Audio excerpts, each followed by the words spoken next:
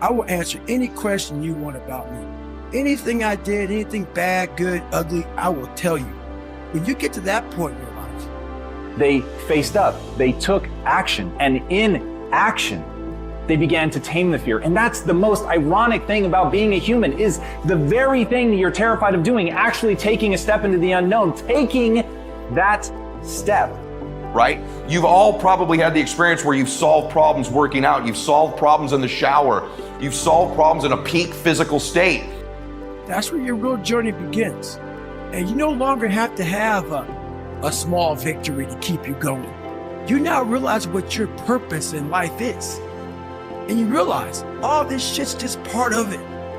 But at first, you need all these different tactics to keep you going because you haven't figured it out yet.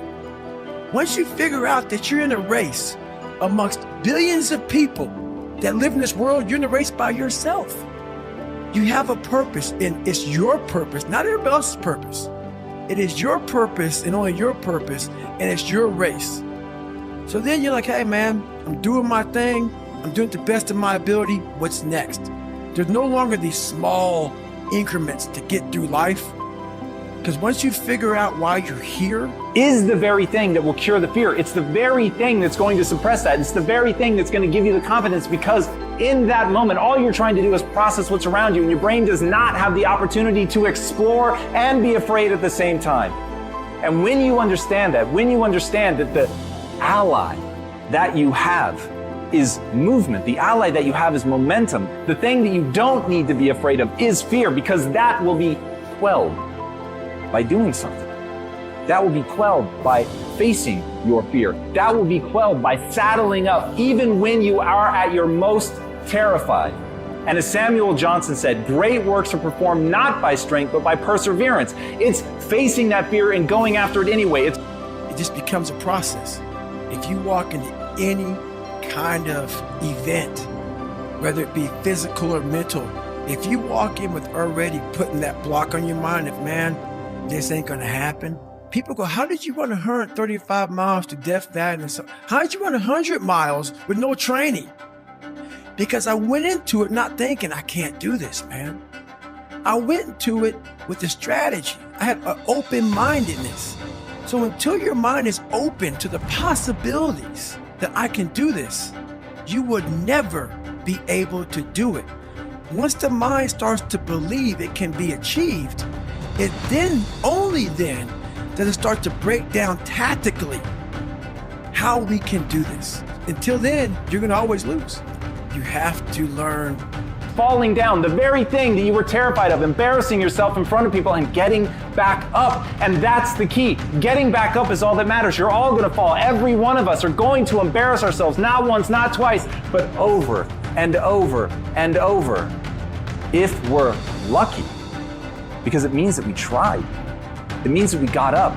It means that we cured our fear by taking action. It means that we took a risk. It means that we put something at risk. It means that we took that fragile part of ourselves that lives inside, that wants to hide, that wants to move backwards, and we ripped it open and we laid it bare and we said, what will come, and whatever it is, I'm gonna learn from that. Whatever it is, I'm gonna push through that. Whatever it is, I'm going to persevere, because on the other side of perseverance is a sense of self, a sense of confidence, of being reborn, of being something new, because you built upon yourself. You took that ember of fear and you turned it into something. So change your physiology, you can change the ability to solve that problem. Okay, so let's now transition into a very step-by-step process that I want you to utilize when a problem and challenge arises that's not in the 85% category that should be solved right away, right? Remember this, worry is a misuse of your imagination. So is stress. So make sure you're taking an empowering meaning. One more meaning I want you to take away is problems are always an indicator that you're making progress. This is so counterintuitive to what we think. When a problem arises, where our mind will naturally go is, I'm losing something, as I said earlier. I'm taking a step backwards. But the actual arrival of the problem, its mere presence in your life, is an indicator you're on the road to progress. Otherwise, it wouldn't be there. It's an impediment to the next level, but it's an indicator of progress. These are all things you must know and believe to be true. Nobody can do me better than me. Nobody should be able to do you better than you. So whatever your dreams are, whatever ideas that you have, whatever goals that you have in your life, don't stop believing in it. It's not going to be easy. It's not going to be something that you're going to have overnight. Oh, believe me, you're going to hurt a little bit, but that's how you're going to grow. You're going to feel some agony, but that's how you're going to build. Everything that you do from here on out depends on you. Make sure you understand that you are the master. You are the master of your destiny. You are the master of your ideas. You are the master of your life. When you speak with power. So you take the right meaning away so you make the right decisions. Number one thing you must do, define reality.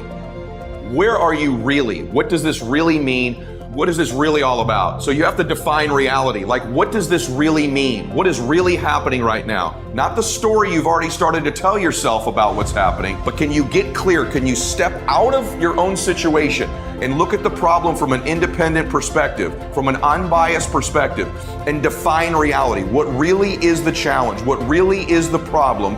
Without telling your story about it. We all begin to tell an immediate story. Here we go again. People always do this to me. I'm going to lose that. If I had made a better decision here. And what we do at this stage way too early is we begin to assign blame. Blame should never be assigned in the problem-solving process. That is post-mortem. When you speak, convict yourself to it. When you speak, own it. Because it's yours. No one can take it away from you. Think about it. How many times have you rolled over in your bed and you hit that snooze button when you know you should have gotten up? You said you needed 5 minutes, but all you did was wasted 5 minutes of opportunity. 5 minutes of your greatness has just been wasted. Because you felt you had more time. There is no time to waste on your success. There is no time to waste on your greatness. This time, this moment, this opportunity, this greatness comes from you. That is after you're done solving the problem and it is dead. The mistake we make is we start to tell this story and whose fault it is. It's my fault, it's their fault. And what happens is that depletes our energy, it distracts our focus from the solution, and it begins this story that we start stacking ourselves. So when that tendency comes up in you, that need, that behavior, that pattern, who's to blame? Whose fault is it? This takes you away from the solution. It does not solve the problem, it magnifies the problem. Always remember this. We will assign blame when it's over. I'm all about the solution, laser focused on the solution. See, the ability to get laser focused on something in life, you can obliterate things in life. You can achieve such massive things if you begin to build the muscle of eliminating distractions, eliminating the stories, eliminating the stress, and getting perfect clarity on where you really are. And the number one stressor, the number one distraction is who's to blame?